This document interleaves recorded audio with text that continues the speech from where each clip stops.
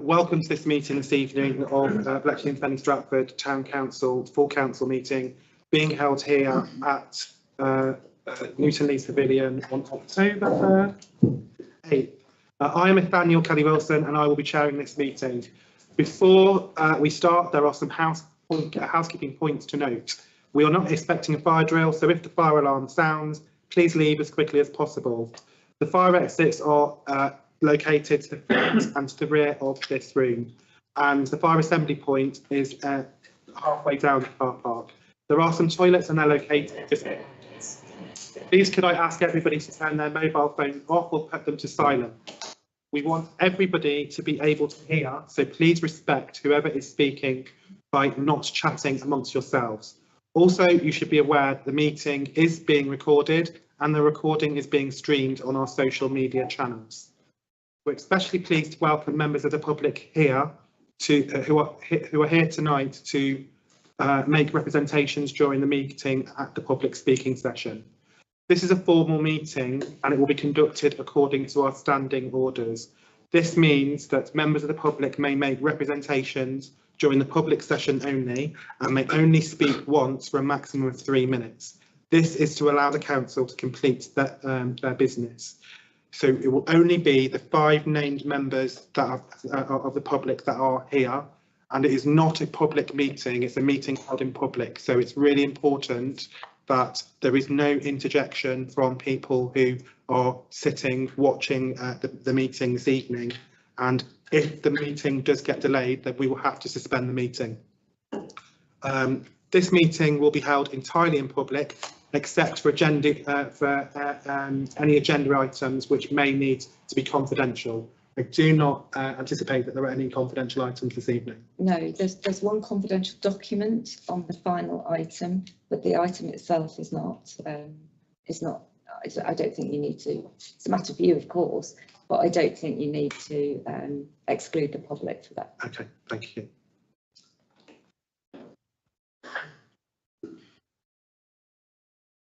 If we can go to the first item on the agenda, which I believe is any apologies.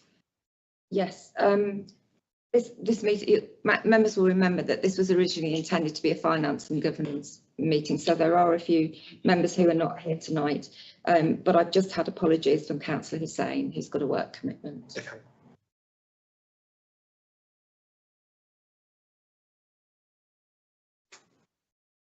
Okay, so any item, the next item on the agenda is for any declarations of interest. Okay, Ed. Just to say that I have an interest in 5.1, which is the item that most of you are here to discuss. As many of you know, I am also a Milton Keynes City Councillor and a Cabinet Member for Housing. And if this application were to be approved, the site would then fall under my portfolio of housing, and therefore, for sakes of transparency and interest, that I will be removing myself from the meeting in order that a fair conversation can be had and a decision. Thank you, Ed. Chair, just a quickie, do you think we'll let the public know we all are, because I think we'll try to speak? We can do that afterwards. I've also had 3 requests for dispensations from councillors. I'm happy to explain. Yeah. So, as people will know, members will know, we can't normally be present where there is a pecuniary interest in night. I am a resident in Newton Lees, and it is likely that I have an interest because I live in Newton Lees in the matter of this item. So I have sought dispensation under section 33 of the Localism Act to remain here because I feel that the dispensation is the best in the interests of persons living in the council's area, and also that the meeting is likely to be attended by many residents of Newton Lees who are concerned about the development, and it's in the public interest to allow a councillor who lives in Newton Lees to listen to the views of those residents before making a decision. I also have the most knowledge about the planning history of the site, and it may aid the discussion for those councillors who don't. And then, but also the town council is, whilst giving either giving its support or objection, would not be the final decision maker, and any representations, whether in support or objection, could be made by myself directly to the planning authority. I'm also open to hearing both sides of the debate, and I've not predetermined any decision prior to the meeting. And I think it's likely that my two councillor colleagues from Newton Lees will also be in a similar position, and I won't make you read through all those. No, they both submitted dispensations under our standing orders. It falls to the clerk to make a decision about these dispensations, and that is a matter you might like to consider for review under the circumstances for future meetings. But for tonight's purposes, I think a dispensation should be granted under section 33(2)(c) of the relevant portion of the section 33 of the Localism Act. And that is because the dispensation is in the interests of persons living in the council's area. Thank you. Okay, we'll now go on to the next item on the agenda, which is to approve the draft minutes of the previous meeting of council. As I always do, members, you've had these minutes prior to the meeting. If anybody has anything they want to say about them, please say them now. Otherwise, we will go on. Agreed? Thank you. Next item on the agenda is public speaking. I believe that everybody here is here to speak on behalf of the application. Would it be, Victor, did you want to say anything this evening? Yeah, I think that's... Yeah, I think it might be better to vary the order so that members of the public can hear. So Victor is the Land and Planning Director from Taylor Wimpey, former resident of Newton Lees, and if you'd like to kind of just say what you want to say on behalf of the application. So yeah, thank you. Thank you. Thank you for having me. I think it's sort of very important that everybody gets the opportunity to share your views and opinions with regards to the application that has been submitted by Taylor Wimpey. I think it's probably right to take back all your views and comments, that I'm here to listen to tonight. But we will be having a public consultation on Thursday, open to everybody from the hours of 3 and 6. So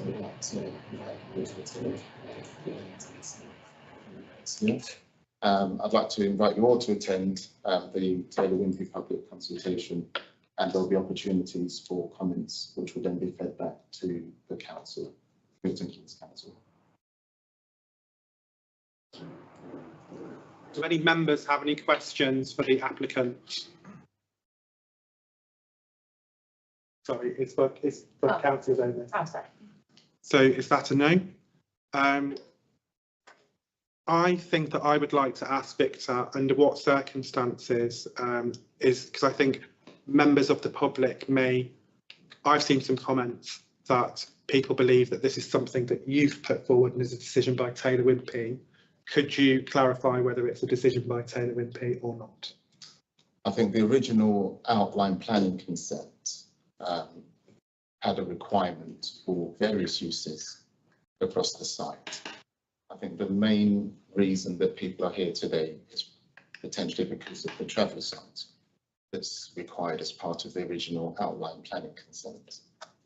We've put forward an initial application, which I think most people will have seen, which showed residential housing on this site and did not show the traveller site.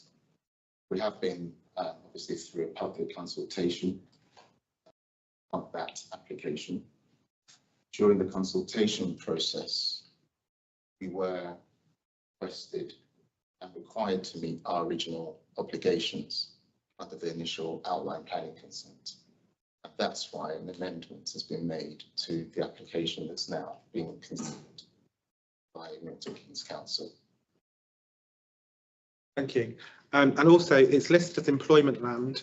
Could you, and you're seeking a variation of employment land, could you just describe what employment land in planning terms actually is considered to be? Okay, so the planning consent in this case has a very wide, varied use in terms of employment land.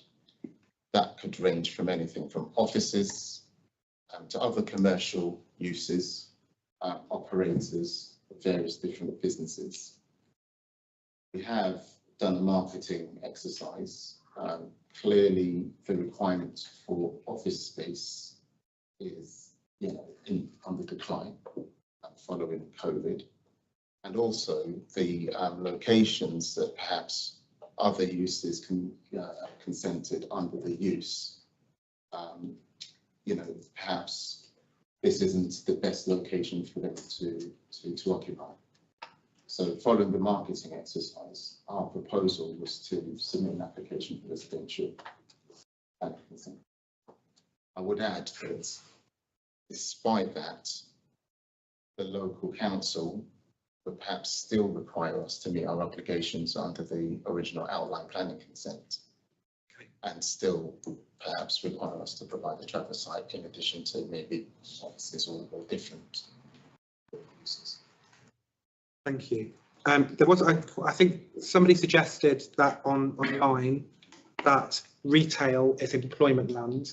Could you clarify whether that is a considered, would that extra retail could have considered, was that, or is that a separate planning type? Yes, it's a separate planning type. Retail wouldn't fall under that use class. Retail would be the likes of the likes of Costa that have already been provided. Okay. Wonderful. Is there anything else that you wanted to say? Any further questions from members? I don't have any. No? Okay. We'll come back to the item on employment land, but I would now want to go back to section 4 of the meeting, which is public speaking. And the first person I've got on my list is Rachel. Hi. Are you here? Yeah. Do you want to speak to the councillors? Yes, please. Sorry, just to say, you will have 3 minutes in which to kind of say what Quick as I can. Yeah. You can ask the vice chair to keep a stock of the time and to give them a warning at 30 seconds to go. Thank you. I'm a resident of Newton Leys and have been for the last 8 years. I'm going to go straight into my reflections. First of all, smells. As we all know, Newton Leys is next door to an active landfill site. The proposed development to the west of the community centre is particularly close to the landfill. Smells from the site have become a regular issue with many residents reporting to the Environmental Agency and Council. Building so close to the active landfill is likely to draw increased numbers of complaints, placing additional burden on central and local agency resources. As we all know, we are stuck with a landfill site for another 15 years. Woohoo! So it's an issue that it's not going to be resolved anytime soon. Now, considering the outdoor lifestyle of the Gypsy and Traveller community, we, as in the Newton Leys Planning Opposition Committee, have made inquiries with Buckingham Fire Services, who suggest that due to the presence of open fires at other sites in the borough, there is a high percentage of certainty that this would happen at the proposed site. Any risk of a fire next to a landfill site, operational or not, is completely unacceptable to us, to the community, due to the presence of landfill gas and combustible materials. Serving fire officers have advised that they can sometimes be in attendance up to 3 times per week at other sites, where several open fires have produced thick, black, acrid smoke. We have, under the Freedom of Information Act, requested confirmation of how many occasions the fire services have been in attendance to the other Traveller Gypsy sites. This, unfortunately, can take up to 21 days to receive. However, such fires have been well documented in local media. Going on to road access. The road access to the proposed Traveller sites, in contrast to that of the existing sites in Milton Keynes, such as the Calverton and Willen Traveller sites. Both of these have direct access to a main road. They're not coming through a residential area.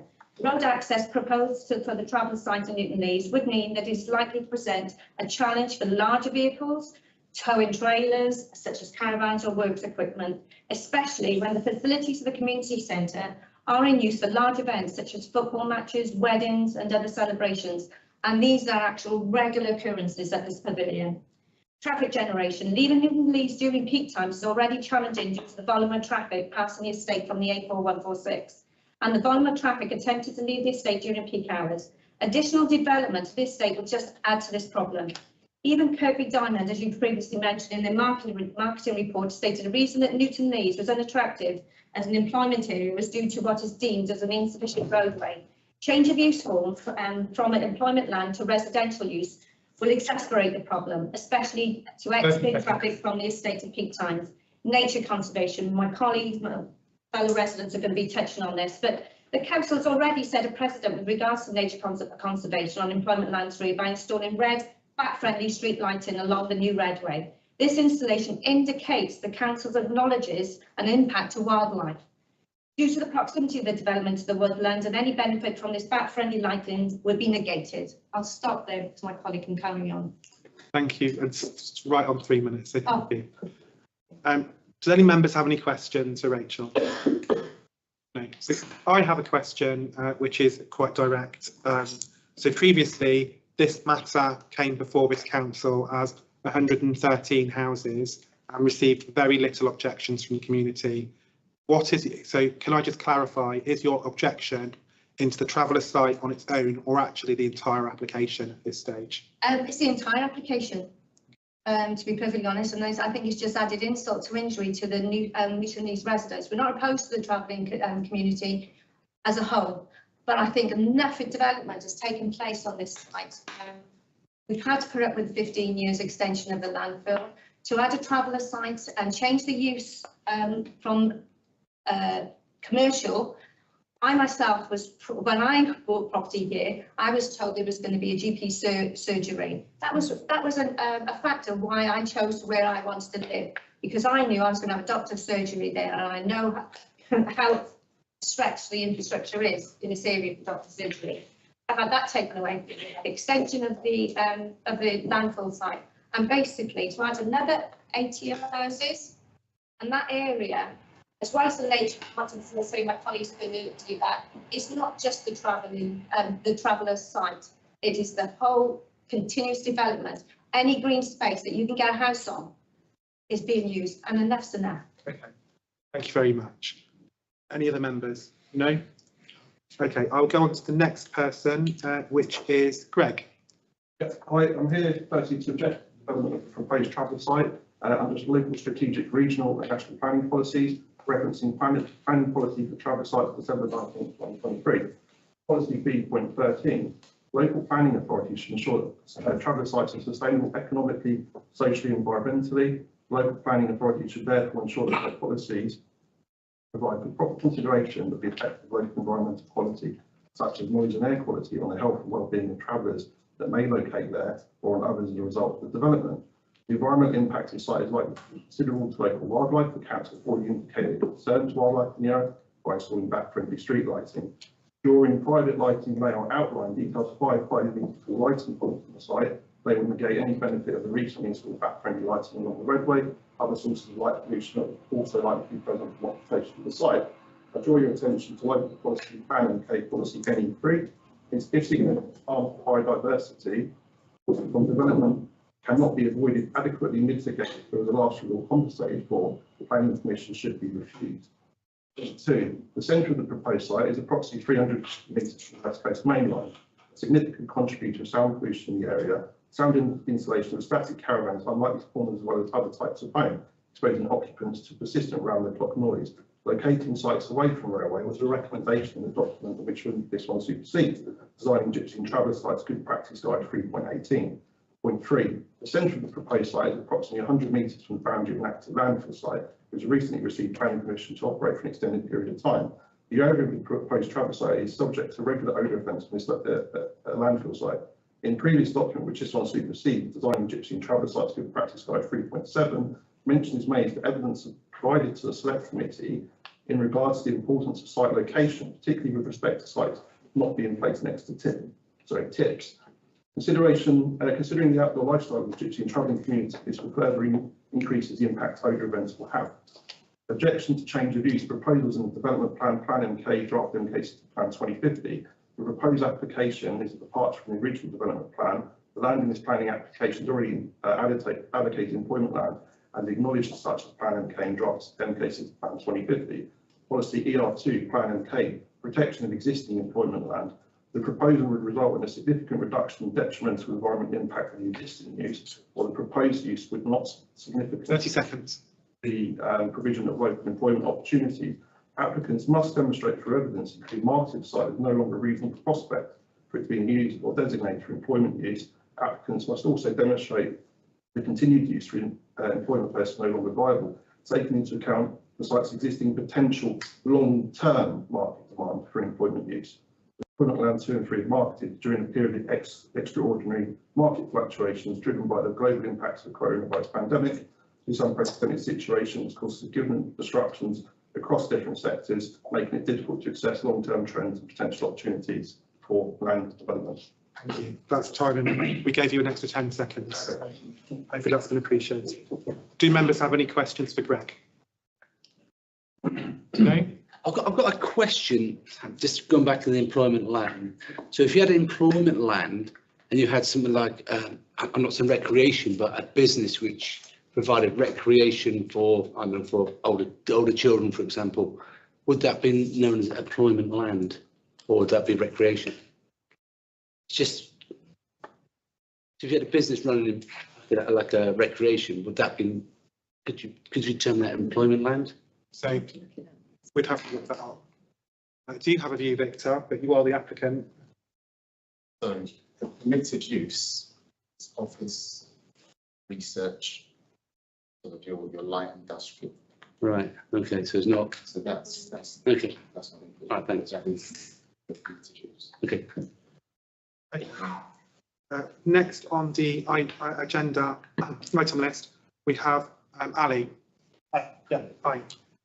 Ali, you have 3 minutes to speak. Thank you. Good evening, councillors. Thank you for the opportunity to speak. I'm here on behalf of Newton Leeds residents to object to the proposed 8-pitch traveller site. While we support inclusive communities, this proposal is both economically unsound and inappropriate for the well-being of the traveller community. Each pitch is estimated to cost 200k, totaling 1.6 million for 8 pitches.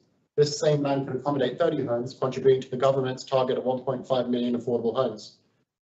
Permanent homes in higher tax bands, D and E, could generate £2,000 and £2,500 annually per home, potentially bringing in 60 to 75k in council tax annually from these homes, in contrast to traveller sites which generate far lower revenues.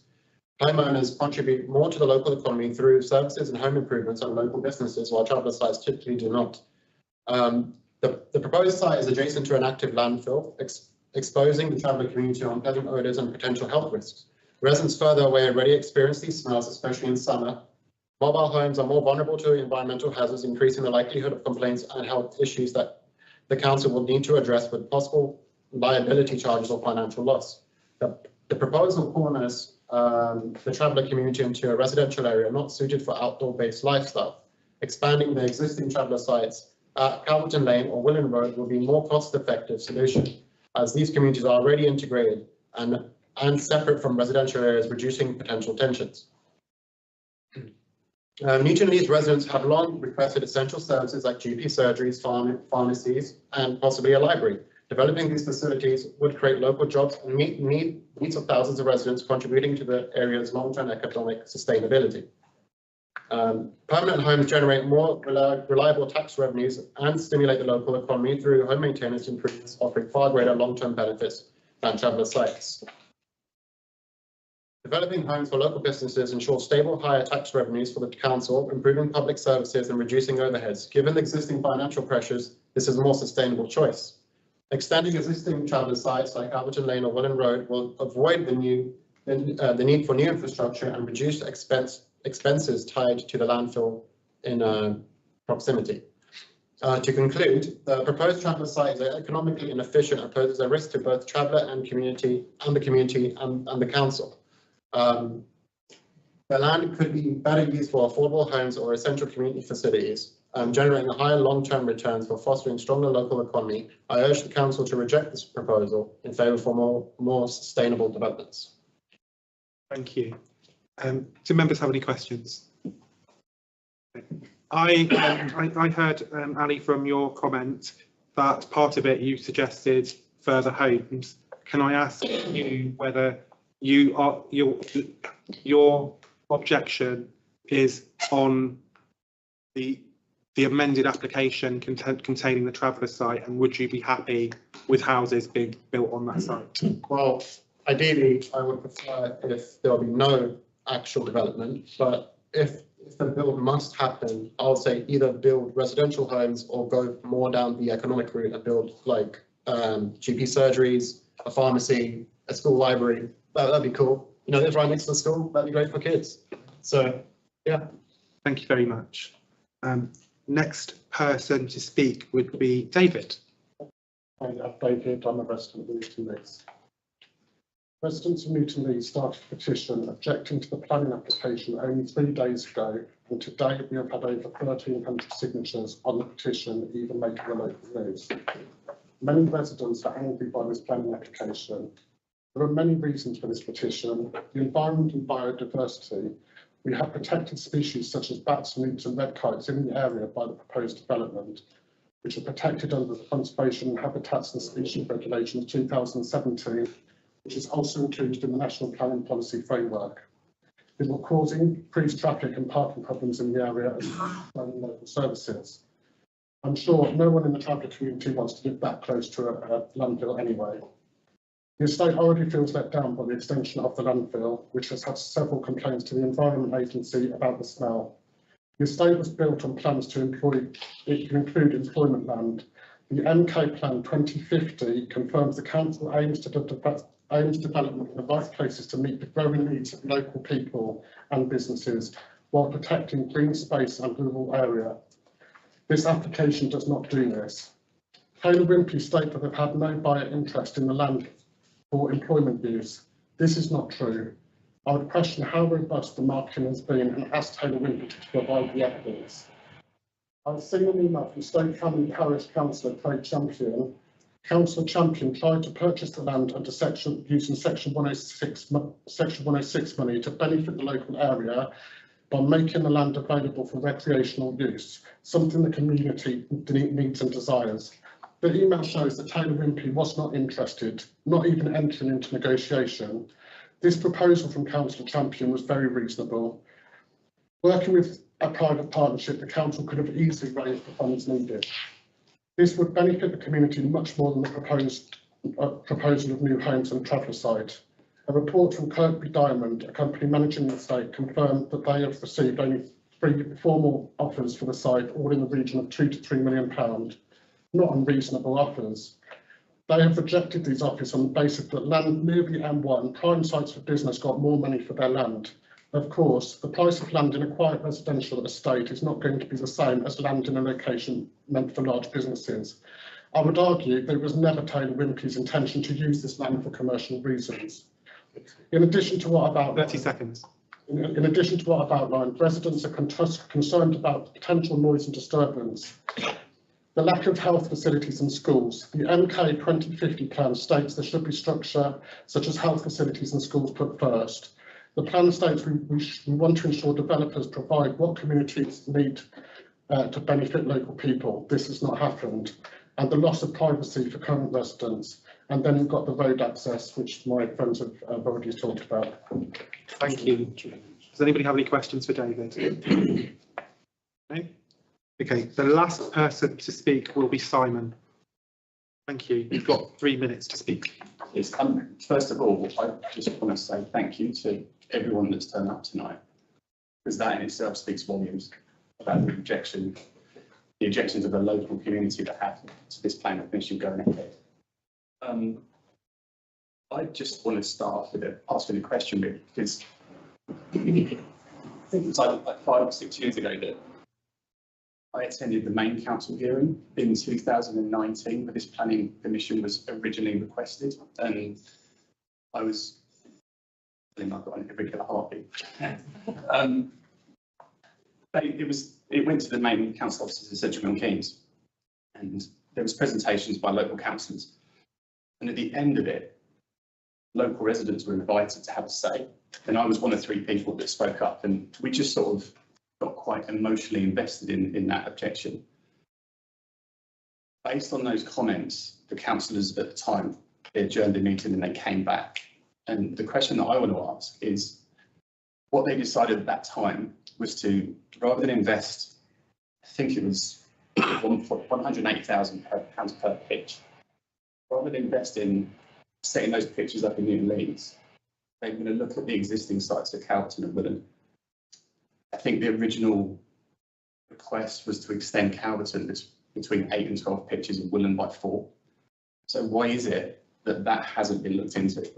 Because logically, environmentally, economically, socially, it makes much more sense not just to invest in those local sites, but if I was a traveller, I would want to live there rather than in an area that clearly has had objections by that community.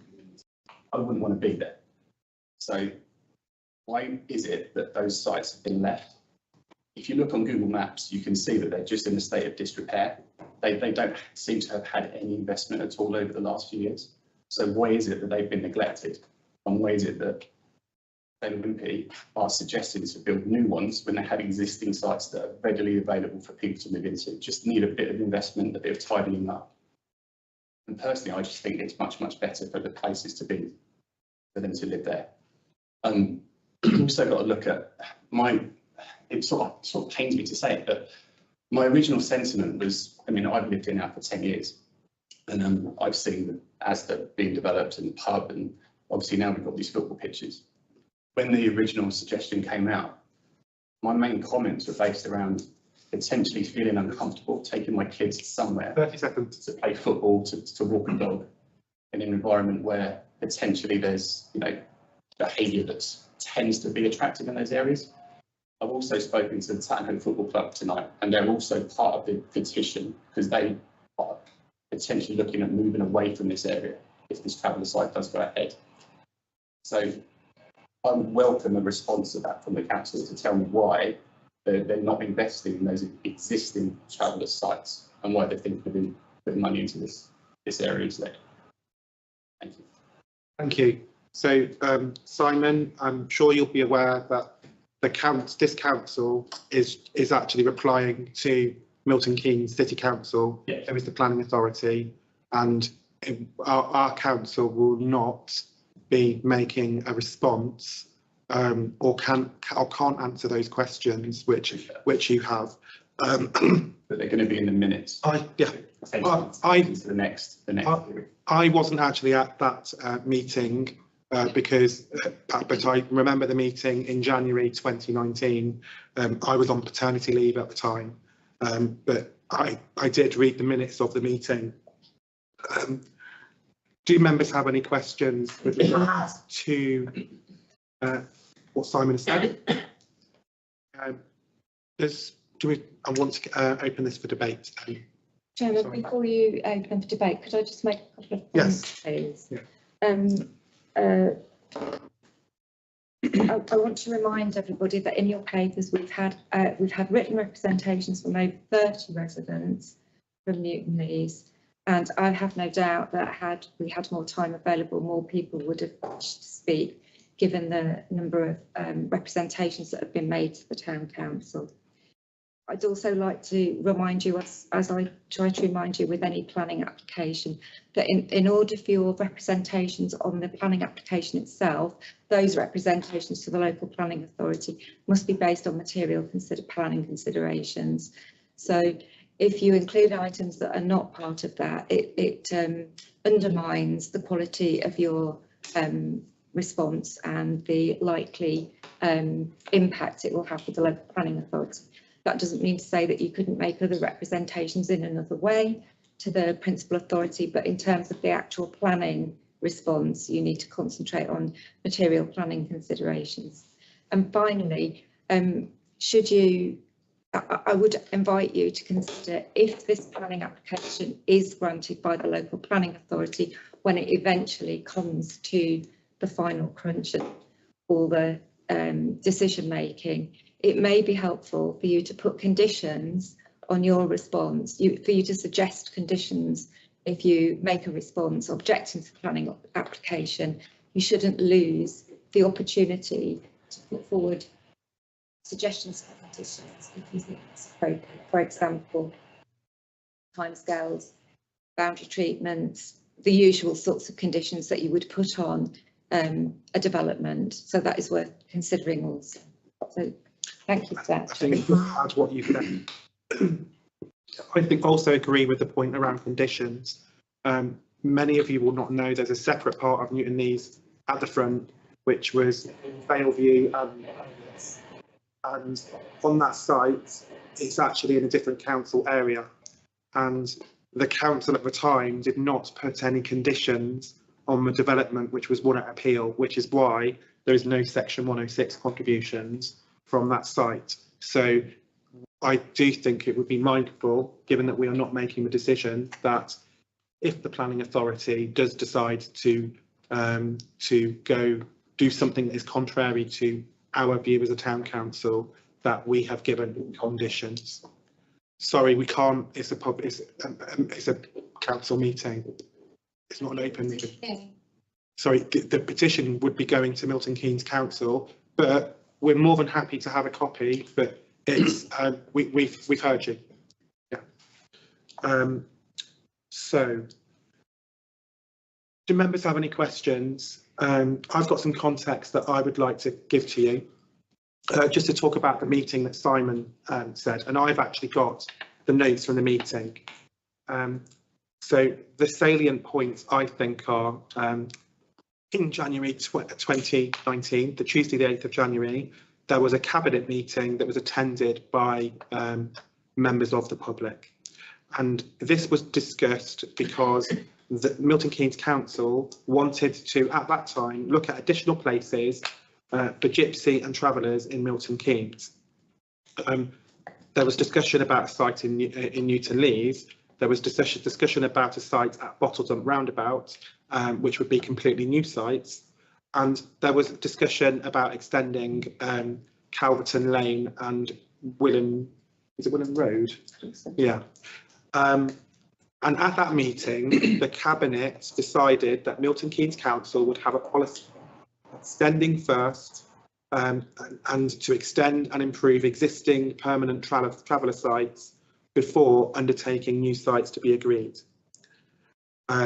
Further, that although they noted that plans for the Newton Leys traveller site were first proposed and included in planning documents in 2004, and it was a provision of the land, the application made by the developer, and it's been an intrinsic condition of the application since that time. It's been part of the local plan since 2011, and it's also noted that every published consultation of Plan MK, Newton Leys has always been a site for the permanent traveller site. From my research, Newton Leys was supplemented for the Fenny Lock site, which was very contentious and was before I even lived in Milton Keynes. Whilst they note concerns of the residents at that time, they couldn't take it out of the local plan.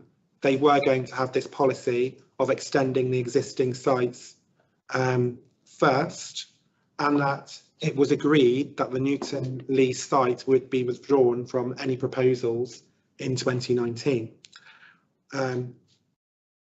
Following that, it was actually agreed that prior to any future proposals to proceed with the Newton Leys site, alternative sites in Milton Keynes are considered. A value for money exercise should be run, and a full consultation with residents be undertaken. Now, I've lived in Newton Leys for 11 years at the end of this month, and although I was not at this meeting because I was on paternity leave at the time, I cannot recall that any consultation has been run in Newton Leys with residents. I think that it was also suggested that Milton Keynes City Council run an engagement exercise between the gypsy and traveller community and the local settled resident communities, so that discussions could be had on options for delivery of additional pitches. To my knowledge, not any of those things that have been decided and is Milton Keynes City Council policy have undertaken. I actually contacted the planning officer in this regard last Thursday, and I had a response today, which is they are unlikely to be able to provide a substantive response before the meeting this evening, and they were going to go away and understand why this has, whether this has been undertaken or whether or not it's been, if it's not happened. And they have suggested that if there are any concerns that remain in respect of this, that they are included in any comments with the town council provides, so that they can be indexed to the case file and they can be reviewed when the matter is assessed. So I don't know if you've got any questions about that. I will now kick this open for debate.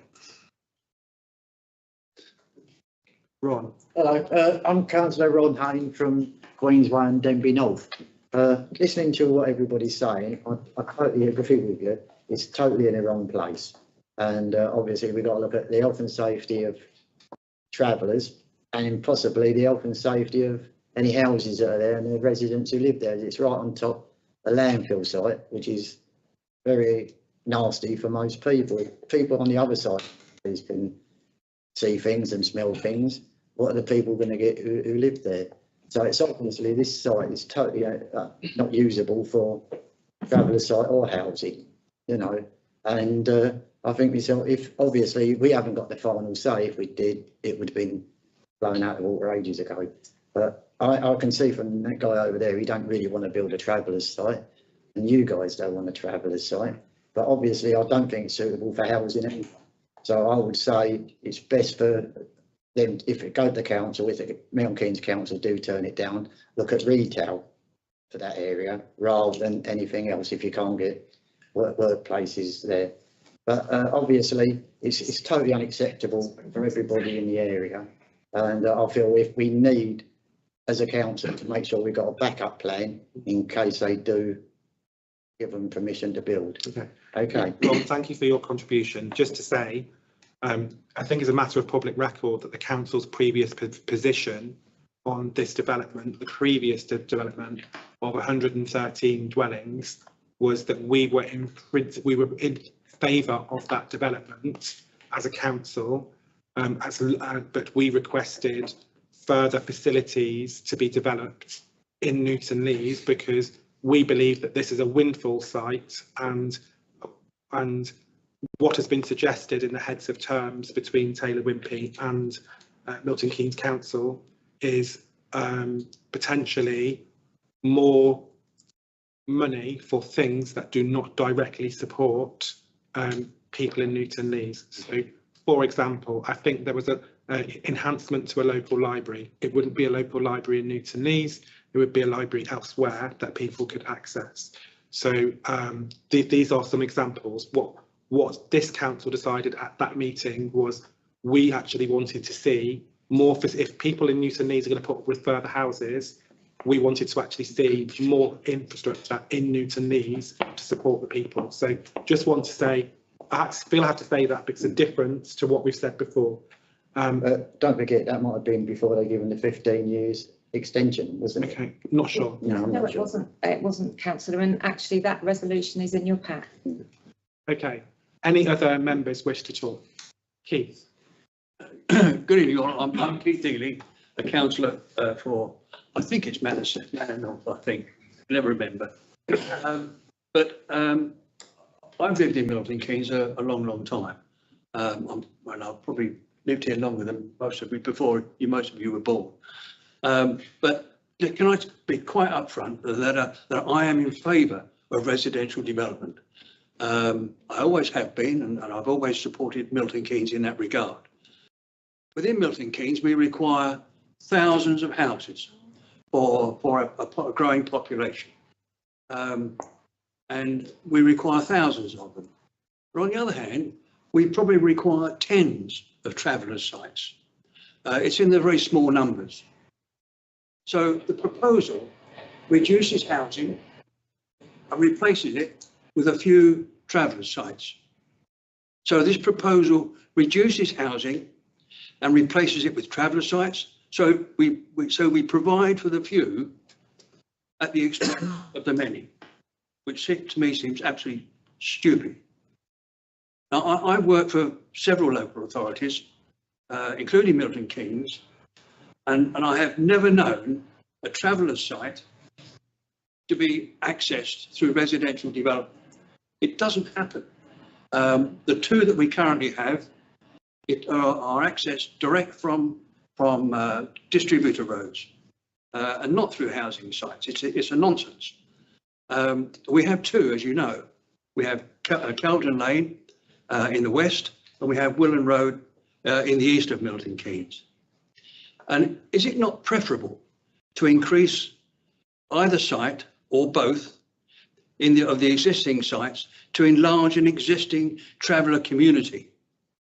Is it not better to put travellers within existing communities where they are welcome rather than in a location where they are not?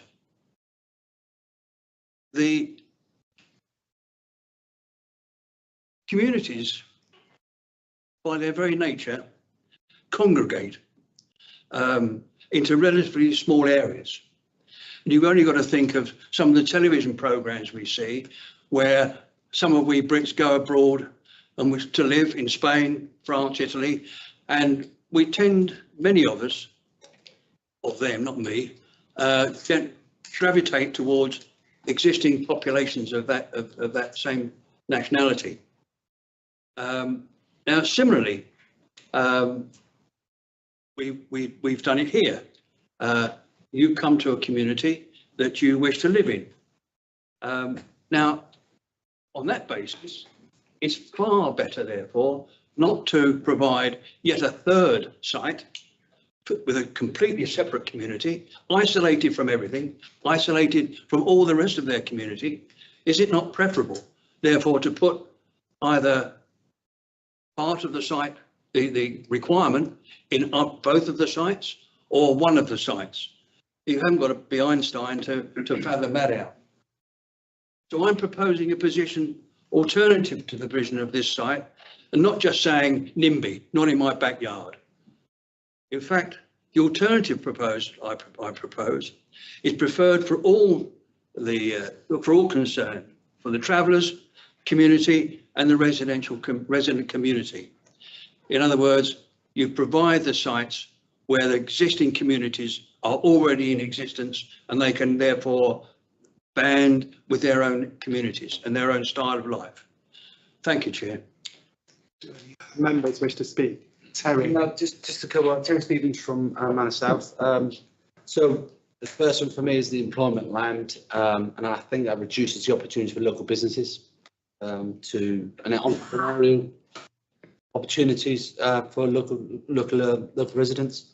There's not enough infrastructure, and I get the housing would then hopefully fund a doctor's surgery or more infrastructure like that. So I think we've already positioned on that. So we stick by that, even though I'm very supportive of the green agenda, and I think at the moment it's fantastic for to walk around. School places, is there enough infrastructure with schools currently? Parking, I think it's been raised already. Parking down Galapagos, I think that's with the football pitches now available. You have a lot more traffic during the day, but even if that was employment land, it would be 9 to 5. It wouldn't be sort of 24 hours. It'd probably be during the daylight hours. The main road access, I think, going through a housing estate to get to somewhere, it's just not right. It should be on a main road, and I think there's certainly a case in terms of the existing sites in Milton Keynes where certainly the response from Milton Keynes Council. Any other members wish to speak? Sorry, Uche. Uche Osimili, one of the councillors for Newton Leys. I'm not going to try and repeat what's been said, but just to say that I think the residents and councillors have clearly spoken and given reasons why we shouldn't support this proposal. I think it's our duty as a council to highlight this overwhelming opposition to this proposal. And it's my hope that the planning decision will reflect the needs and wishes of everyone here. Anybody else want to speak? Or we have any proposals? Did you want to say anything? No? Okay. I have received a lot of messages and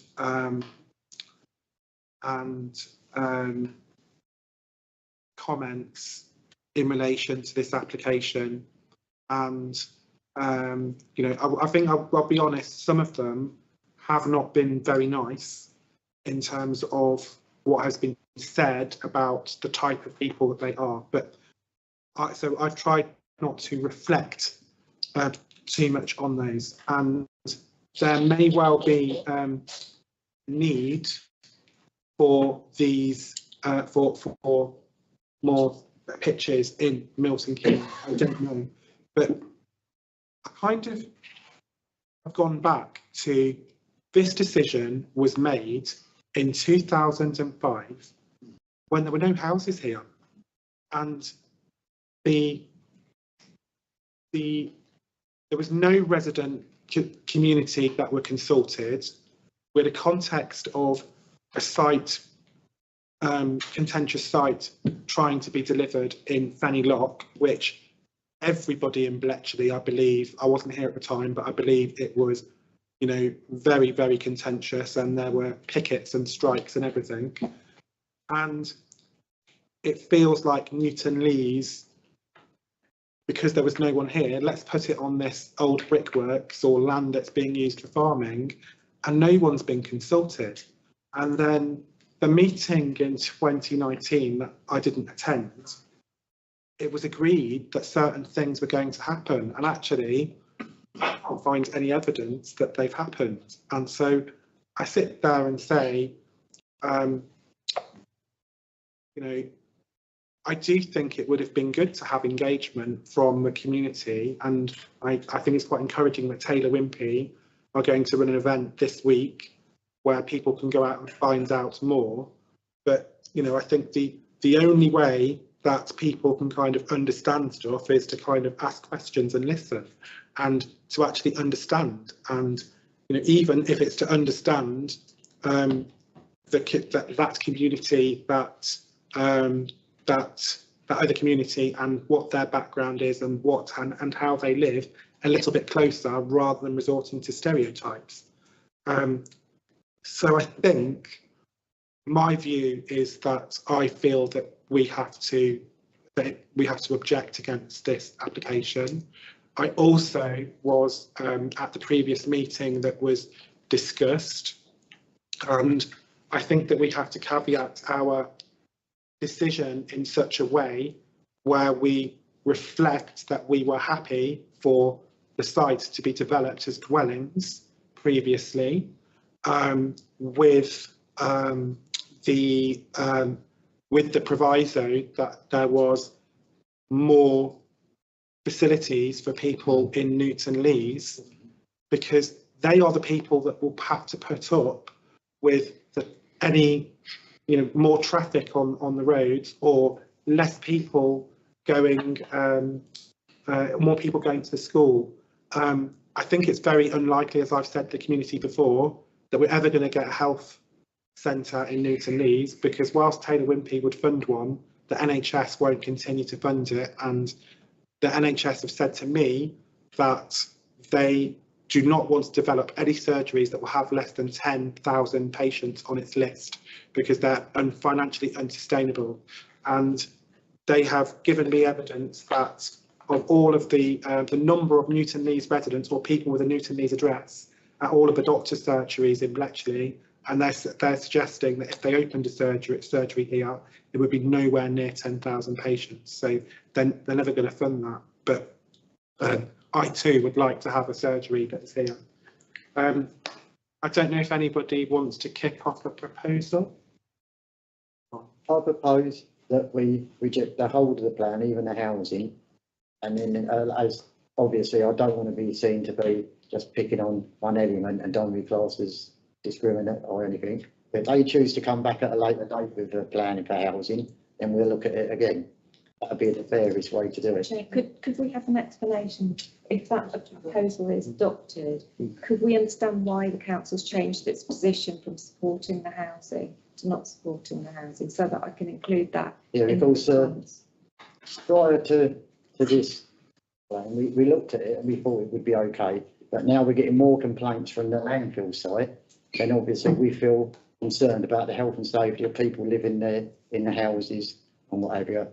And then we go down that road, I believe, you know, the concerns. And if they come back, we might be able to work around it somehow. They may come back with another proposal for. So, thank you. So I'm going to ask whether we can actually, under standing orders, make that, because I believe it's a resolved council position. It was a resolved position, and you're not supposed to, according to standing orders, you're not required. You're not supposed to reverse a decision within 6 months, and obviously it's been over 6 months. I'll look it up in a minute. But I just think it weakens that. I mean, that response is in the planning, is already in the planning file. Now, this isn't a new application; it's an amended application. So what we'd normally expect is the comments to be on the amendment. That's what the planning department would normally expect, because you've already expressed your view on the original planning application.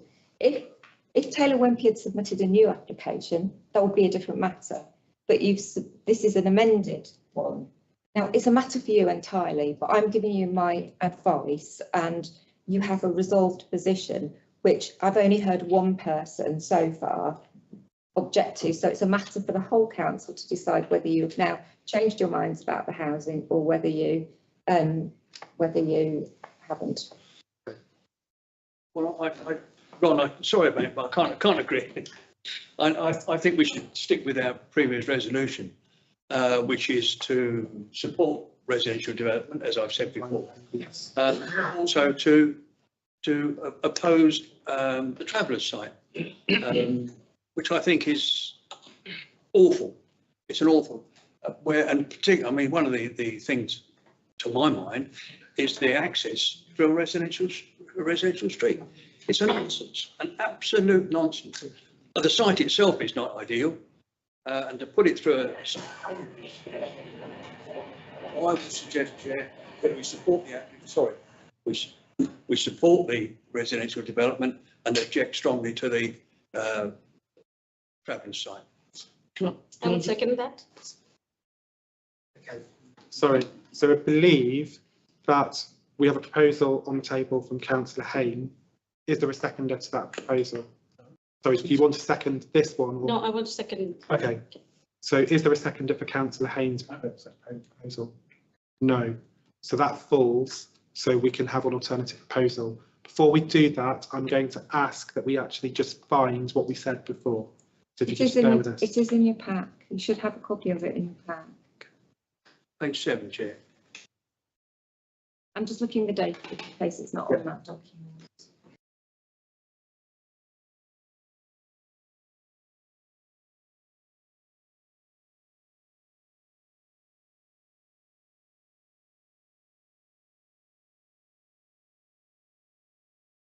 Is it?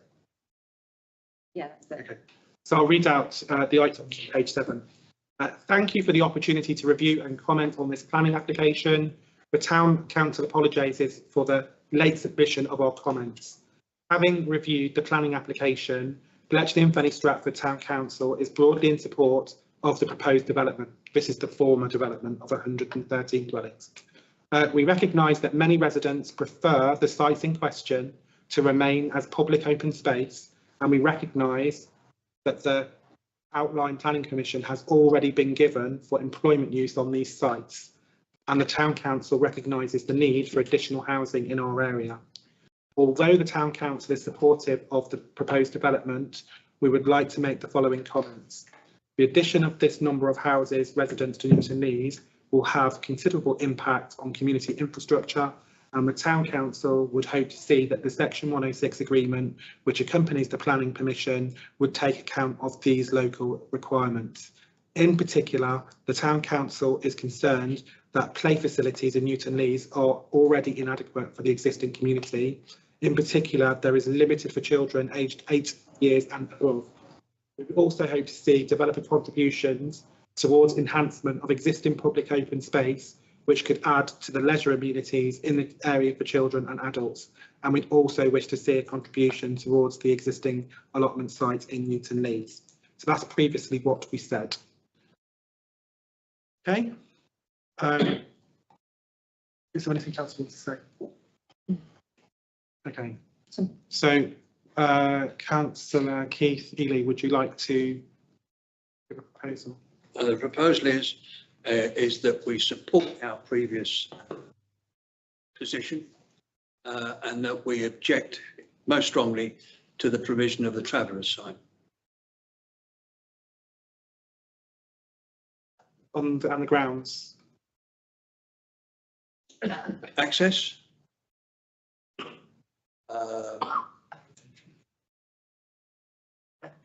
Change the planning reason.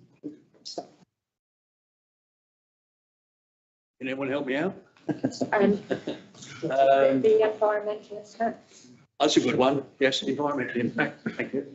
And anyone else got any? And there was About the consultation of residents. I think that's going to be part of something we append to the planning thing with all the history of what's been said and not done. So it's kind of a thing, is that what you intended? Yes. There was the issue of the fires and the unsuitability of the location or The cost per plot. The landfill. yeah, and the lack of planning, community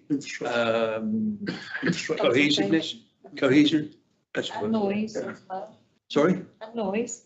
If it goes ahead, there's going to be loads of noise from that site. Well, you don't know that. I do know that. Well, but anyway, the point I was trying to make before was where the site will be, Sorry, one conversation. rather than have separate sites, to put the communities together. So it would be better saying it would have to be an isolated site. isolated site would be better provided with existing communities. I'd like to add to that the decision, when that decision was taken, it was taken on the basis that there were going to be other facilities that those travellers and Gypsy Roma people would access, for instance, a health centre, employment land and other uses.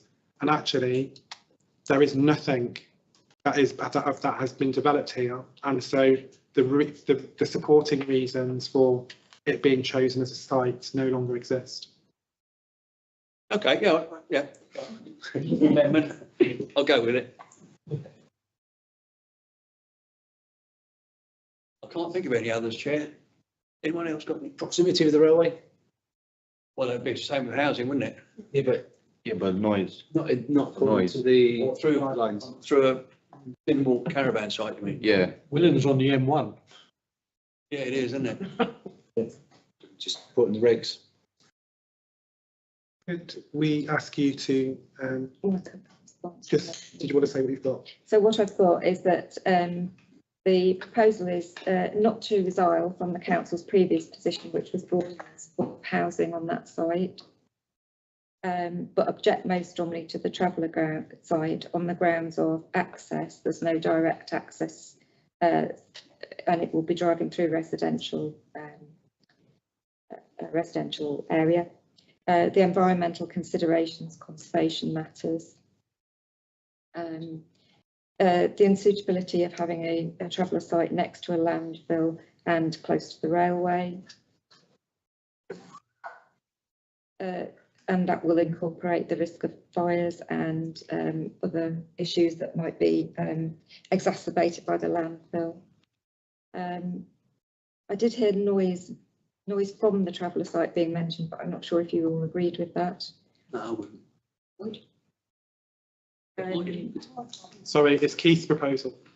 The fact that it's an isolated site and you'd like to see larger, well, not larger, but you'd like to see consolidated traveller sites in the benefit of the community. That the decision was taken on the basis of other facilities having been provided, and also before there were any residents in Newton Leys to be consulted. I think that's all the grounds I've got. And further, I think this is an informative, all of the issues relating to the cabinet meeting in. Yes. But of course, they're not planning reasons, No, but, you know. But as an informative to go alongside the response. Would we, I wish at this point to consider any conditions if the planning authority are minded to go against such an objection, and we need to consider them at this point. So, for example, I think at the moment it is the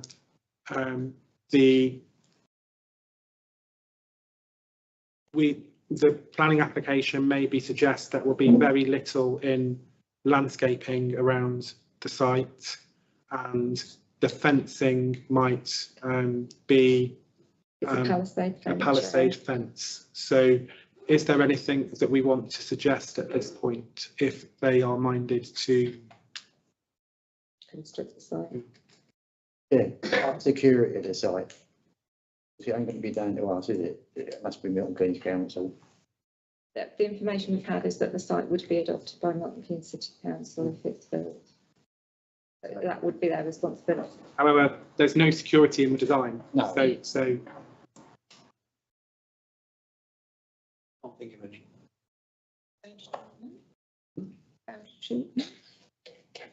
Yeah. It's obvious we're not going to pay the landscape. So I think, I mean, maybe we suggest that actually that any treatment of the site doesn't make it doesn't have an impact on the housing that's developed there.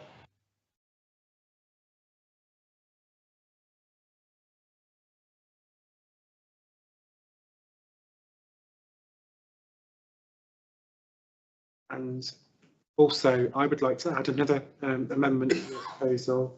I would like this application to be called in to committee, and I or another member of the council, I would like to talk to planning committee to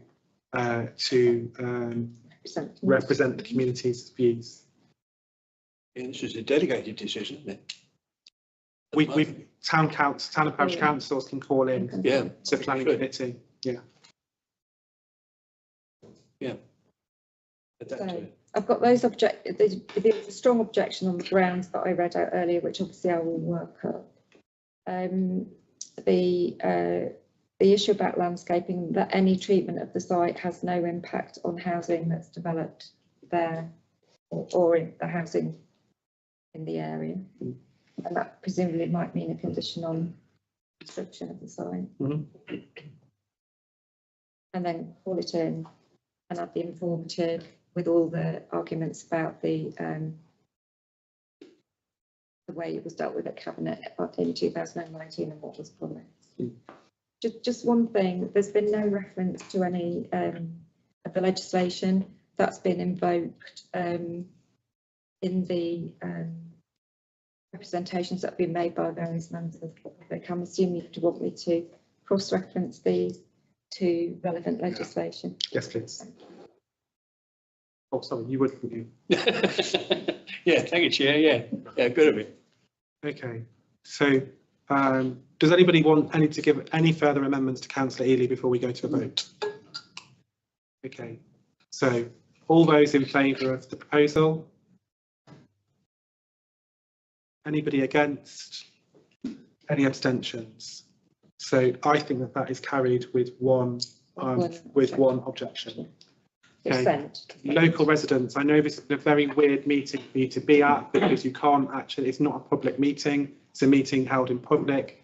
I would like to thank all of the people who've attended and spoken so well in terms of the application. I'd also like to thank Victor for coming and letting us know some facts. The council will be writing to object in terms of the application. We will ask for the decision not to be made by council officers and to be made by councillors on the planning committee at Milton Keynes City Council, which means there will be a meeting held in public at the Civic Building in Milton Keynes at some point, and a member of the council will put forward our objections. But as local residents, you can also attend that meeting. And I think other residents have done so before, so I suggest that you do so. I'd also like to thank everybody for the way that they've spoken tonight and the language that they've used, which has been really appreciated. You don't have to sit through the rest of our meeting if you don't want to. Can I ask a small question? Considering this is the second time that this has come round, is there anything that can stop it coming around a third time? Or will this continue to happen over the next? I don't know if it's a question you guys can answer. It's in the local plan at the moment. Okay, it's just a question. If it's going to keep coming around, we're going to have to go through this process every 4 or 5 years. Until tomorrow to make an objection to the local plan. There's a policy within the local plan, Right. which specifies the Newton Lees site again, because it's already in Plan MK, but they're intending to replicate that policy in the new city plan. The consultation closes tomorrow, but you've got the opportunity to go in and object to that as well. So we need to encourage as many, Yeah, you need to do it quickly because the if consultation it's possible, to closes. go and object to that. Yeah. Right, okay, thank you. How do we do that, sorry? If you go on to, I'll tell you what, should we put a link out on the social media? But if you go into Milton Keynes Council, City Council's website, go to the planning area and it says new city plan MK 2050. There's a complicated consultation, but just you need to go on the front page and look for where the Gypsy and Traveller site policy is. It's towards the end of the long plan, and you just go in and answer the question on that particular policy. There's a yes, no, do you support or do you object? So you answer that, and then you give a reason why you object. Town council's already done that. Bearing in mind, the plan actually shows its employment land, and employment land allocation also at Plan MK and the draft MK6 plan 2050. Is that an objectionable point? So I think you've just made a very important point there, is that this application, which Milton Keynes Council have asked to be amended, is a deviation from the local plan. So I think as residents, you have a valid question in asking, if you're willing to deviate from one part of the local plan, why are you not willing to deviate from another part of the local plan, which is the Traveller site, which I don't think that we have a question, we don't have an answer for right now. So yes. Sorry, I know this is not a public speaking part of the meeting, but there was another point made very well about value for money in terms of the number of new sites being, Traveller sites being built versus adding to existing sites. And I don't think that was captured in the proposal. It wasn't, but it's not actually a planning consideration, is it? You can make economic arguments. But the resolution's been passed now. Can we add it to the informative part? We can add it to the informative. Because part, that is yeah. actually in the value for money is actually in the decision sheet. In the decision sheet. National planning policy states local planning authorities should ensure that travel sites are sustainable economically, socially and environmentally. Thank you very much. We are going to continue with the meeting now. Thank you for coming, and I appreciate it's given up an hour and 15 minutes of your evening, so thank you very much. And I'll adjourn for 5 minutes. Thank you.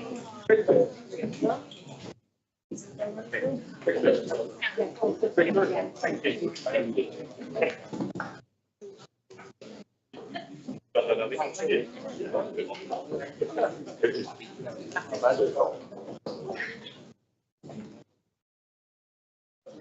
Yeah, appreciate it. We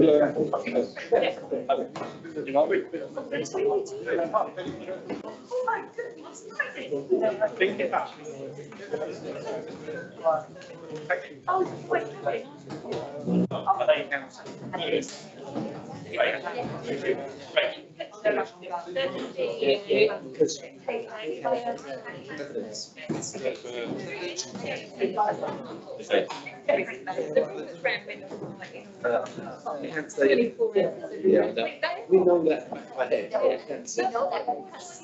Can I say something?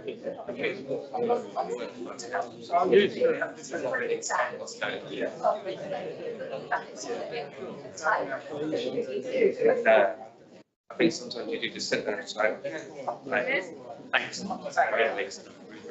Just, thank you very much. Excuse me, what you did anywhere else?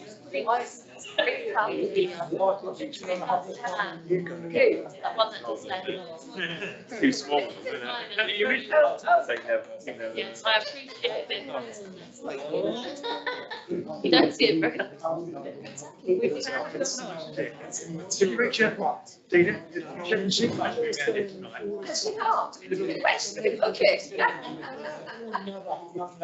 mean, let's see it. You're looking over there. Yeah,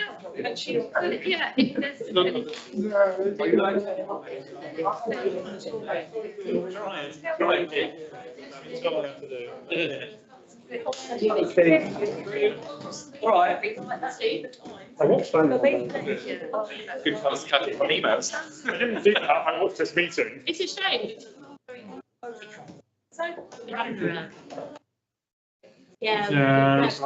Conflicted. Difficult, isn't it, when you. This is 2019. 2019. Wow. Big time. Big. Let's through the files. All right, time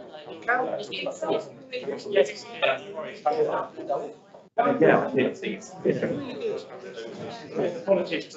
I've asked a question of another colleague. How many we've got? Oh, okay. And whether they were.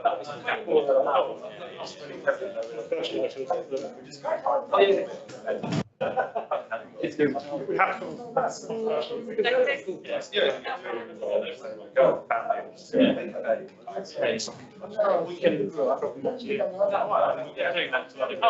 sure. I don't have to pick it up on the Monday. That's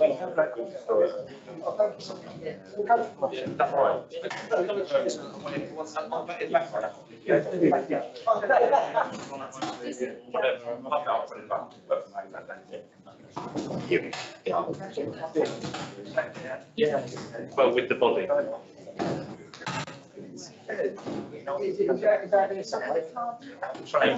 Train is a bit of an annoyance. We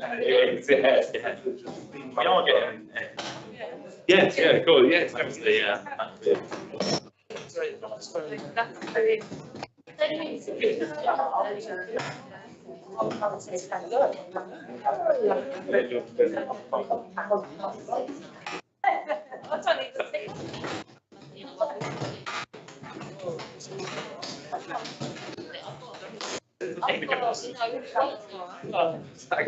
Because when you hit record and transcribe, then it does away with your sprint, your ability to sprint, isn't it? Oh, We got it. oh, so it's still. We're still going, we're still All right, going. that's good, yeah. I don't think you. No. Yeah.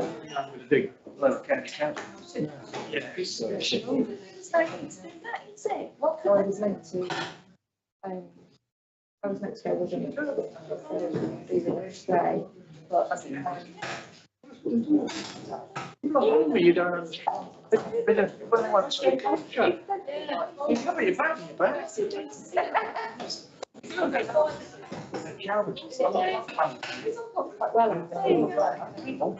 Yeah, just if the rain ends, see what's happening.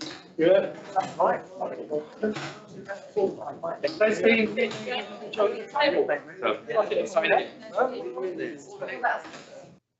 Oh,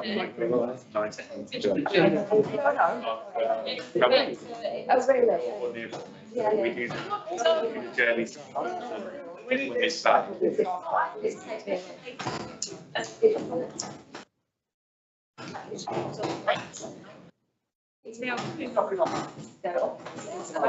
Yeah. Okay. But let's not get away. Around. No, I mean, do not speak. And they do. Anecdotes, all that. It's. One minute, we've got to do this. Yeah, not yeah, after your face. Absolutely. Yeah, it can be.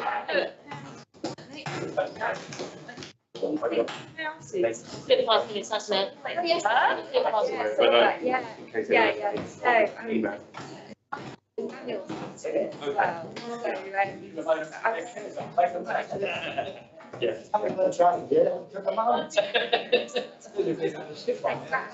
We get on it. No, I don't think they will.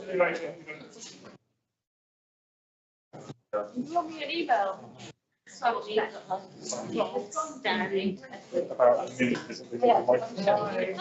you? Good.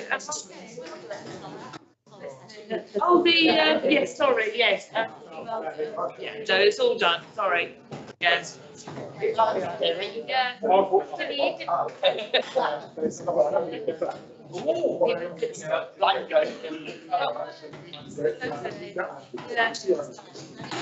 Very, very tricky, but it sounded like it was this. So the plot. And if they're there on that land.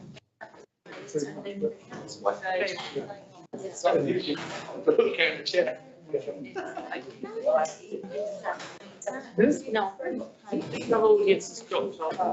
Yes, we can start, please. Thank you. Welcome back.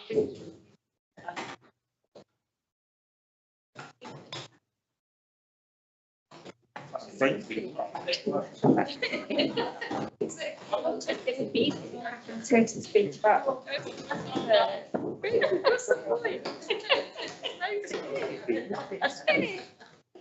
Sorry.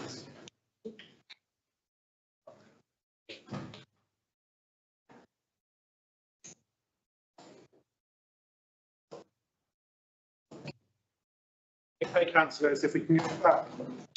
We'll go to now item 5.3, which is Waterbeaton Church Centre, Drayton Road.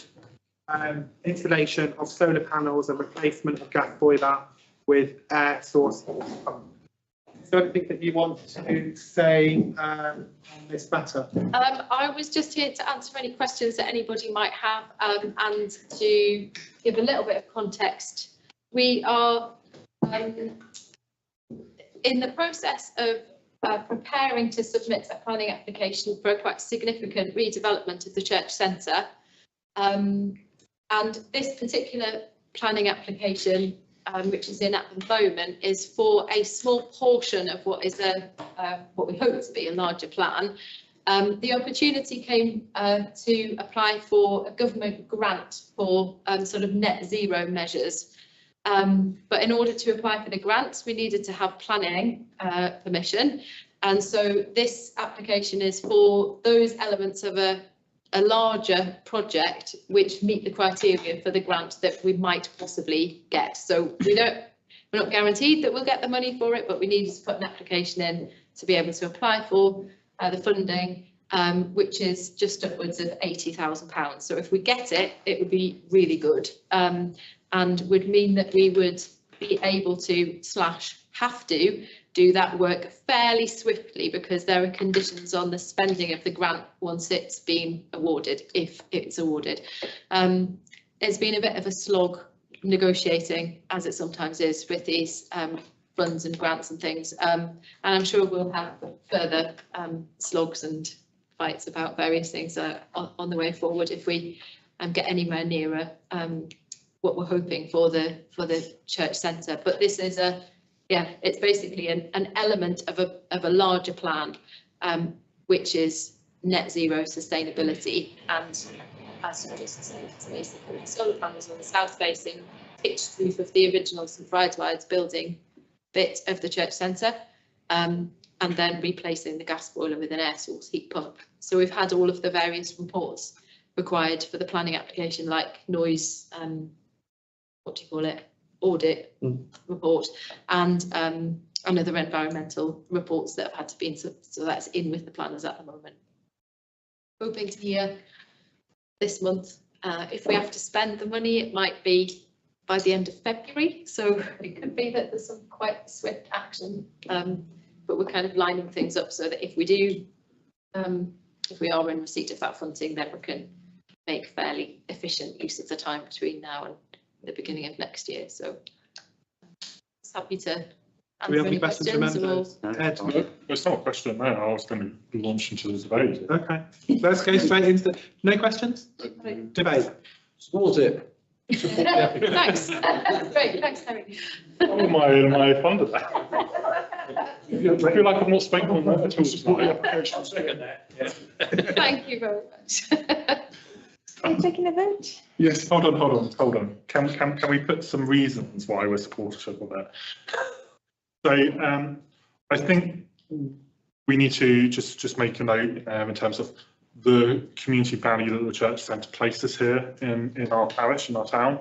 Particularly, not only is it a place for meeting in terms of religious context, but it is also a community centre in its own right. It's providing vital services to our community, be that community larder, to different activities with different groups of people who may well not necessarily vulnerable groups, and it's a real centre. Actually, I think enhancing it to enable net zero is supports in terms of our general policies of council that we want to be moving, see this community moving towards less use of carbon, etc. As we've previously done. I don't know how you might get some clever word in there, do you, of how you link it. But broadly, I think, yeah, as part of the support, acknowledge the fact that this is a key community building, and it's really important that actually, if we want to move this community to net zero and reduce our carbon, this is very welcome, and if it supports the building in the longer term, you need to be able to use community facilities, it is definitely welcome. Thank you. Any other comments, or are we happy with that? No other comments. I think Ed's just trying to make up for a lot of time. I really don't mind if everyone just says, yeah, it's fine. Okay. So I think that we have a proposal for, whether it was Terry or Ed, we've got a proposal. Is there a seconder? Yeah. Seconded. All those in favour? Anybody against? Any abstentions? That is unanimous. Thank you very much indeed. I would very much like to come and share the bigger plans at some point in the future. So when we'll get an appropriate time when we can do that a bit more. So thank you very much. Well done for the earlier on as well. I was sort of listening at the door, so appreciate it's been a long and potentially tricky meeting, but thank you very much. Thank you. Thanks for all you're doing. Next item on the agenda, we're going to 5.2, 65 Baccarat Grove, conversion and extension of existing garage, erection of a single story rear extension with roof lights, new front porch, replacement of flat roof to pitched roof only. Any comments? No comments. Okay. Thank you. Next item on the agenda, item 6, to receive a financial management information report up to the year up to 30th of September. Any comments or questions on this? Chair, can I just say a few words? Obviously, this was originally supposed to be finance and governance, and I've actually added all the reports that would normally go to finance and governance. So I hope you're not too overwhelmed, but I've additionally added the budget summary. As we're 6 months through the year, I felt that was appropriate time. So I have actually tried to give you an idea of the potential surplus that we may be looking at the end of this financial year. Now, there is very specific reasons why we were going to end up with this surplus that I can go through now if you wish. You know, two key things in terms of expenditure. You know, we had a member of staff that we budgeted for that. That member of staff is not in position. It's a vacant position at the moment. Also, we budgeted this year for starting our loan repayments on the PWLB loans, and obviously with the delays in the building refurbishment itself, so that's not applicable. So that's another 46,000. So we've got savings there, and additionally we've had more income. You know, we try to do a anticipated budget for the interest receivable for this year, but it's still far exceeded what we anticipated. I think we felt that interest rates would drop a bit quicker. So at the moment we're looking potentially at an underspend of £110,000 for this financial year. Okay. Any comments? Potentially. Any comments or questions? No, I think that's great. That's pretty good, that, isn't it? It's quite, you know, 110. What's the budget? It's from a finance officer perspective, we'd rather have close to the budget. Yeah. It's yeah. We'd rather that way than the other way. It's unavoidable, but there are very specific reasons why that surplus may well occur at the end of the financial year. Thank you. So we note the financial management information report. Agreed? Agreed. Thank you. Item 7, to review and note cash in investment reconciliations to 30th of September. Anything you want to say about this? No, not. No. So we note. Agreed? Yes. Thank you. Item number 8, to review and note the council's balance sheet as of 30th September. Any questions from members? Okay, we note. Agreed? Agreed. Thank you. Yeah. Item 9, to ratify a list of payments due or made or due to be made by the 31st of October. Any questions to these? Agreed. We agree. Thank you.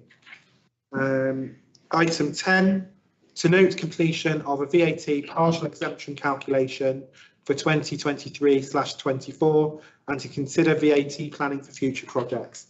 Annie, is there anything you'd like to say about that? I'd just like to say, obviously, we have to do this calculation every financial year. Now, for this financial year, we're in the position where we opted to tax for our community buildings, because previous to that, because of the way the VAT structure was set up, we were above what's called a de minimis limit, so we were liable to pay money back to HMRC. So we took the decision to opt to tax some of these community buildings, and by doing that we've had the partial exemption done, and we are now well within the de minimis limit, which is what we ultimately wanted. So there will be no liability towards HMRC. In terms of future, I think at the moment we're well within that de minimis limit. I don't think we need to consider any further action. Question from me. Would we be opting to tax Sycamore? That has already been done, that whole complex. That's really important for the project. Yes, that was. I know that. We took advice prior to 23 to 24, and that was one of their recommendations. So that is already set up, so we can happily recover our VAT on refurbishment. Wonderful. So. Okay, council happy to note that report. Thank you. To item number 11, to approve the council scale of charges for the year 2025 to 2026. Any comments or questions with regards to that? I think is there anything you want to say to this? Yes, so I'm sorry. Sorry, this would normally go to finance and governance. Obviously, we set a policy up a couple of years ago that any charges would be increased by the CPI in the previous July to the financial year coming. Now, last year we made the decision to keep our fees at the same level. This year I propose I've been in consultation with the bookings officer. We reviewed all the hiring charges and the demand for hire as well. Now we feel as though the hires for the regular bookers, the party bookings at Newton Lees Pavilion, it's quite buoyant, that market. We think it can accommodate an increase in the fees. because obviously the costs are increasing at the same time. So my recommendation is that those fees increase at 3%. However, my only concern and the bookings officer concern was that bookings at Fenny Stratford Community Centre are very limited. Mainly because of the car parking issues. You know, she does struggle to get hirers there on the current fee levels. So my recommendation that they would stay the same as this financial year's level. It would just be applicable to the Fenny Stratford Community Centre. Could you reduce them? To attract. I'm not sure that would necessarily work. I think the limits are. Not an easy situation at car parking, is it? No, it isn't. All the way around, or yeah. Just think of other options you could have. You know, the current hirers we've got, it does provide a reasonable amount of income. I wouldn't want to compromise them any further. Any comments or questions? I think does the 3% include the core bookers, or is it just on Sorry, the anchor, you know? Yes, it will. It will apply to all hirers. Everyone happy to agree with that? All those in favour? Any objections? Any abstentions? I think that's unanimous. Thank you. No, I objected. Oh, sorry, objection. Is there a recommendation about Spotlight? That was to increase as well. Next item on the agenda is to receive an update report on matters relating to the council's premises. Chair will the author of this report is here if anyone's got any questions. Any questions on the report?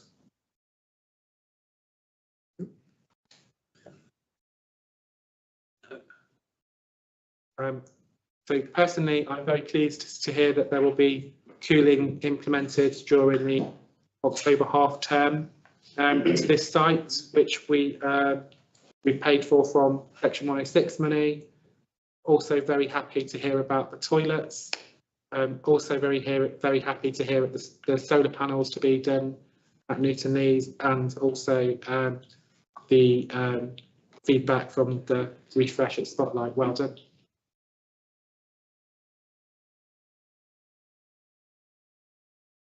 So no questions. Happy to move on to the next item. We've noted. Agreed? Agreed. Thank you. Next item is to receive a presentation on progress with the Sycamore Buildings project and to review recommended changes to the build specification, and also to consider appointment of consultants to assist in grant applications to support the project. Yeah, could I have permission to speak? Yes. I would like to leave the meeting if that's possible, because I've got a journey ahead of me. I wasn't expecting to be at this council meeting, and I've changed my plans to be here. This presentation is Alison and Will are more than delivering the presentation, but I would like to make one recommendation before I leave May, and that concerns the aspect of the presentation which is about the proposal to employ some consultants to assist us with the application for grant funding. And you've got two quotations in front of you, which are restricted items because they are commercially sensitive. One is from an organisation that has no particular track record of delivering building projects, which we discovered as we looked into them. But they seemed a reasonable organisation, but when it came down to it, they had limited experience of securing funding for buildings. The alternative quote, which is the only other one we've been able to secure, I think is, from my point of view, is the better quote, and it's a better model on which to support the funding applications. So my recommendation, I think, would be not to go with the quote, and we haven't numbered them and said which they are, have we? But I don't know which comes first in your pack. That's your recommendation. Yes, that's my recommendation, not the other one. So would it be all right if I'm excused, please, if that's okay? Thank you for coming and dodging the swimming pool that was the A421. Oh, yes. To get here. Yeah. Thank you very much. Okay, if we go to the presentation, please. Okay, yeah, I'd just like to, you have got, I know it's perhaps to share, but you have got copies of the slides on your desk, just in case you visually can't see this. So I'd just like to start off by saying, you know, we're following, we had the last full council on the 10th of September, and we did highlight to members that there was a deficit of funding of just over 180,000 to complete the Sycamore Hall House project. Now, it was resolved at that meeting that the steering group would look into some aspects of value engineering to try and reduce the costs of the build. Now, Stentinovi, it took a while, but they prepared a list of value engineering options. Now, some of them were kind of easy wins, moderate wins, and then the less palatable. Now, the steering group met the other week, and it took a long time. They went through in detail all the different options. So even some of the easy wins, they decided that wasn't acceptable. But well, they did come to some options, and they agreed that some of the options in the total £76,000, that these were the ones that they would like to remove from the project, amending the specification to reduce the costs. Oh, I do one here, don't I? Sorry. There we go. Yeah. So these are the options. Now, I think they're probably fairly self-explanatory. Now, they were quite highly spec internal doors, weren't they? But they changed them to paint grey. They'll be easier to maintain in the long run as well. Please add in if you've got any more comments. So, well, originally it was 80,000, wasn't it? Yeah. It was 85,000. Yeah. So that's a 21k saving. Now, they've also decided there was, as part of the project, there was development of the meeting room in Sycamore House, and then moving and then doing other works within that building. But if we stop at the door to the meeting room in Sycamore House and omit that work to be done at a later date, that gives us a saving of 18,000. It might be that we can find other funding streams in the future to complete that bit of work. It doesn't intrinsically affect the main refurbishment. Another easy win was removing the 7 uplighters in the multi-purpose hall. These were they were more cosmetic rather than necessary lighting. Reduce the specifications, that's fairly self-explanatory. And they're reviewing and taking out some of the lighting dimming. I'm not sure what halls that relates to. Another one was the emission of roof lights in lobby 1. There is plenty of light in there. It's actually the steel work that's required to put in these roof lights that costs the money. Remove emission of acoustic panels in multi-purpose hall. 2,275. Meeting room window, to change that from round to square, but there may be planning implications. We're still awaiting Stentinovi to confirm whether that is an easy win. And then they've also suggested that we review the specified suppliers. Now, we're still waiting clarification on that as to whether that's going to be a reduction of the quality or what the implications are. But at the moment, these ones come to 76,000. There is other options, but the steering group at that time felt that they didn't have enough information to make a decision one way or t'other. So if we filter this through to the kind of main overall budget, some of these figures you've seen before. You know, we already talked about this two little pots of Section 106 funding. They've been applied for, one's actually been received. We're not changing the rolling capital fund contributions or the PWB loan. We're using one earmarked reserve identified as climate change, but that can be filtered into the project because that relates to the heating system and LED lighting. But if we add in, this is one of the decisions this committee needs to make. If we add in the forecast surplus for this financial year, effectively we have a balanced budget. We can fund the build out of reserves and a £750,000 loan. Obviously, we are still going to apply for other grants and funding streams. We're still, although the carbon offset fund is actually technically closed, but we are in discussion with MKCC. There is a pot of money that potentially available to us. We're hoping to put in a grant claim this week. But I've got no idea. I can't quantify that at the moment. And then there is the potential of utilising the community infrastructure fund for some of the specific areas like the toilet refurbishment, kitchen refurbishment.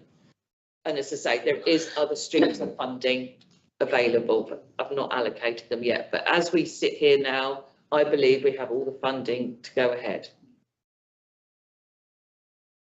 So there is some decisions that full council need to make. Whether you approve the value engineering recommendations that we amend the specification and save £76,000 on the building cost. That's one decision. And also you need to approve in principle the use of any forecast from 24-25 to use for the supply house project, because unless you approve in principle, then this can't necessarily go ahead. We're not fully funded. And obviously the last one, which we've dealt with in a minute, is approve the use of consultants to assist in the preparation of the grant funding applications. So I don't know whether you want to deal with these first two recommendations or... Members, what would you like? Anything you'd like to ask any questions or? Yeah, questions or...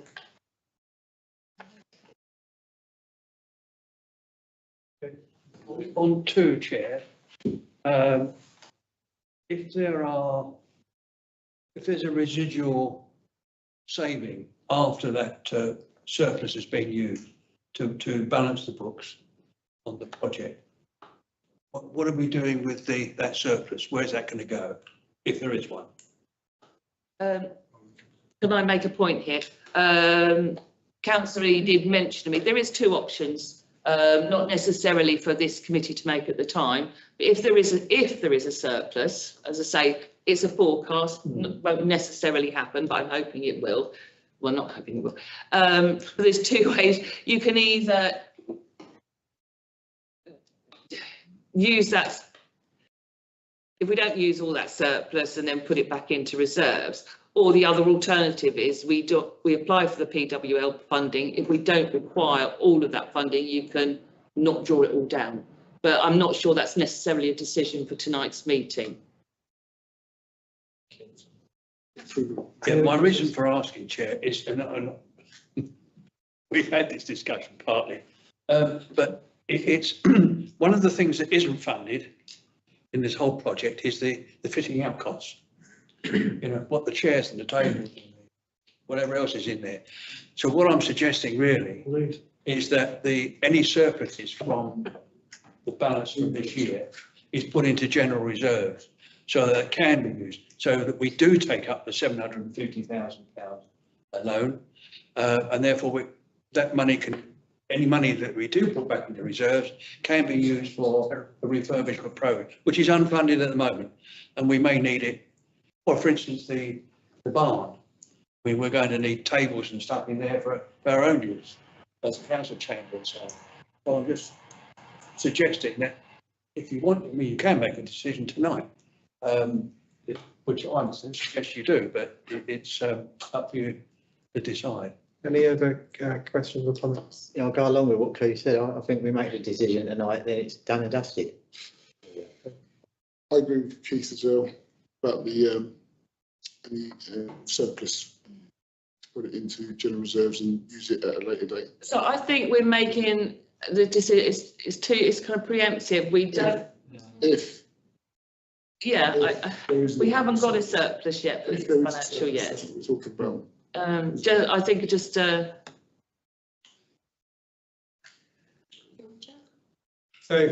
I think I hear the point. I think what we're saying is if the matter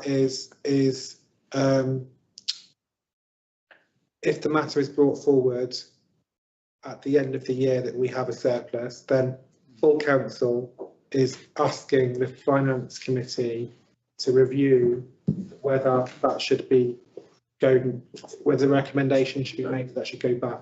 Yeah. So, yes? Yeah. Okay. Do we want to go through the Do you want to look back at the value engineering? Yeah. So This is what we have, you have to approve first. yeah.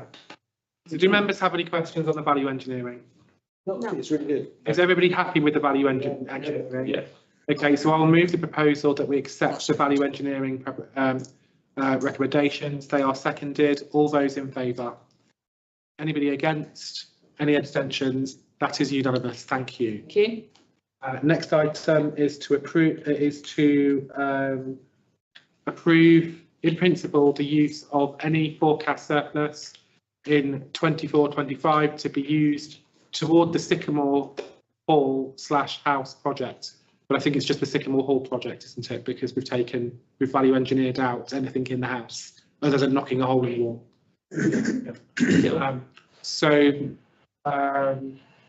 I think we're agreeing this, but minded that if there's any surplus, we'd want the finance committee to consider that goes back into reserves.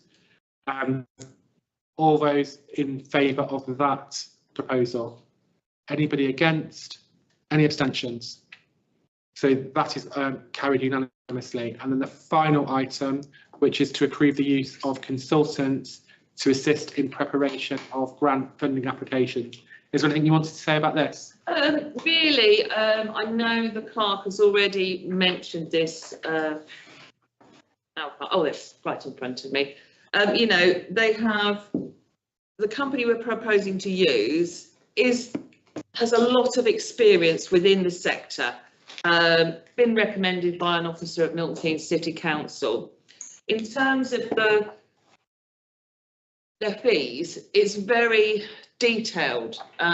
You know, they have, in terms of the value of a grant, there is a base fee for helping with the application, but there's an additional fee if we're successful. So there is an element of shared risks there. So it's in their interest to help us secure the funding. You know, it is a community enterprise, but they've also identified far more areas of funding than I didn't really. It doesn't say we're necessarily going to get this funding, but I think there's a lot of potential there if we use them. But ultimately, there is base fees, and there will be an element of consultancy as well. So we, what is being suggested here is that we, in principle, agree to spending a few £1,000s to see if we can reduce the cost of the project to ourselves by getting external funding. That's correct. I think some councillors know that I was involved with a charitable trust in Luton that developed an art centre, and we used, all of the funding was done by funding consultants because they know what box to tick in terms of the criteria. It's a really specialist thing. I think the item that is at page 95 of your papers is far cheaper than I think that we used for that organisation. The other provider that has been suggested, which is at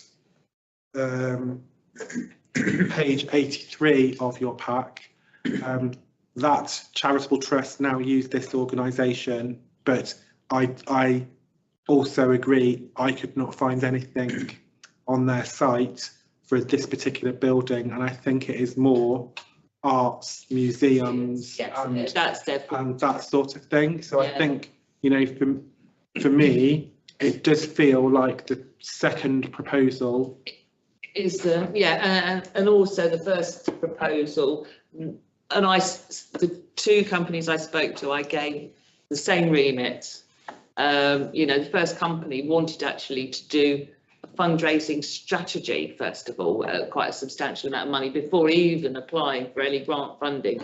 I didn't think that was a necessity, so that's another reason. And they didn't address any of the kind of specific funding. So they wanted paying for you to tell them when they thought that we could get any funding. Yeah, basically. Right. So. Okay. So, I don't. Does anybody have any? Chair, that's a bit sick, but which company are we actually going to go for? Because So the clerk has suggested that we go for the second report, which is at page 95 of your, but of course, we're not allowed to say the net provider's name. We're not? But it's the CIC. Public. Yeah. Well, don't matter. No, because it's commercial. We can't talk about the costs with the name. We're not talking about costs, are we? Yeah. We're only talking about the name of the company that we want to employ. So I've been advised that we can't. I know what it is, yeah, but. Shag yourself in rebel. So can we go with it? Not necessary. So I think we've got a proposal here that we go with the officer's recommendation, which is supplier number 2 and the cheaper one. Okay. Yeah. Is there a seconder for that? Yeah. Ron, all those in favour? Anybody against? Any objections? That is unanimous. The time is now 21:27, and I tell you, I did not think 35 minutes ago that we were going to finish the meeting within the time permitted. So, Oh, you have little faith. thank you. Thank you this evening. For those watching online, thank you for joining us. And we look forward to welcoming you to a further meeting. Thank you. Good night.